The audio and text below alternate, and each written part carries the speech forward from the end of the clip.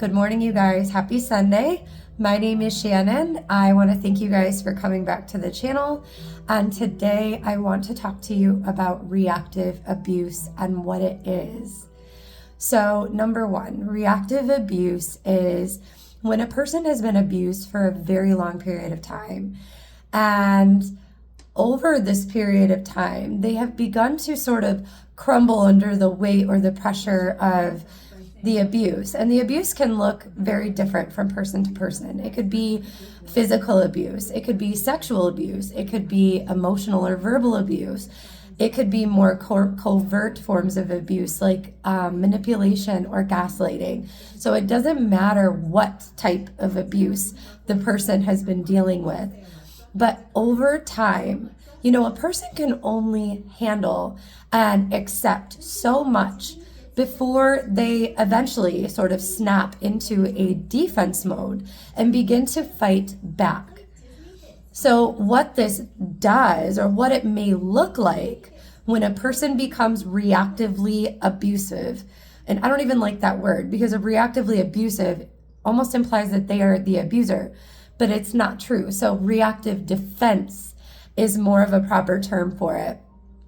But when a person reactively defends themselves against the abuse to outside people who are unaware of the dynamic, they may see the person being reactive as being the abuser. And so sometimes the abuser can trigger or a nitpick. They will pick at you. They will give underhanded comments, or they know how to push your buttons. And so there are times when the abuser will even trigger the abused person on purpose to get them to become reactive in front of other people so that they do not appear to be the one in the wrong, the abuser. Then it appears that the victim is now the toxic one, the abuser, the abusive person. And so it can be very damaging to the person who is being abused, in a sense, to become reactive, because then it's almost flipping the dynamic on top of its head. It's making the person who is being harmed look like the perpetrator. So I want to lay down two key differences between the motives of the abuser and then someone who is responding in reactive abuse. So if this is you, if you have been in a situation that has been more than challenging, more than you could actually potentially handle, and you became reactive, you've lashed out back, you've stood up for yourself, you've went into, the yelling and the screaming, or whatever it might be, you dished it back to them. And maybe you felt guilt and shame afterwards, and then you started to question, what if it is me? What if I am the abuser? Maybe this will clear it up for you, because it did for me. So the abuser has very different motives from the person who is behaving reactively. So what it's going to look like is this: an abusive person functions out of completely different motives. They abuse for a different reason.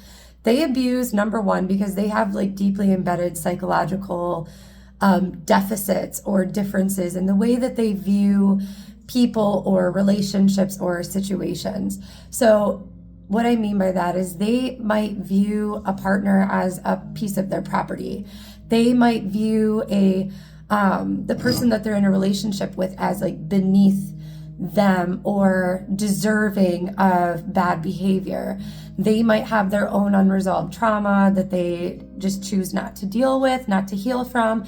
And so they inflict that same internal state onto their partners, and they feel justified in doing it because they will often find a reason as to what made them angry. They will blame shift. You made me angry. You made me react this way. You made me do this. But their motives are different. It's more malicious. It's not with an abuser doesn't come in with a pure intent of loving and caring for another person. They might think that they are, but what they're really doing is looking to dominate, control. They have a sense of entitlement over another person's energy, time, space, body, whatever it might be. And so that sense of entitlement gives them this idea or motive behind, mistreating another person. Whereas the victim functions completely different. The victim, when they go into reactivity, it's not from a place of, I want to harm this other person or take them down a notch or put them in their place or anything like that. It's coming from a place of self-protection. And so the reactive person is not attacking the abuser for no good reason. It's done as a, like I said, a sense of self-protection. It is done because something inside of the abused person understands that what they are enduring is simply not fair and it's not acceptable.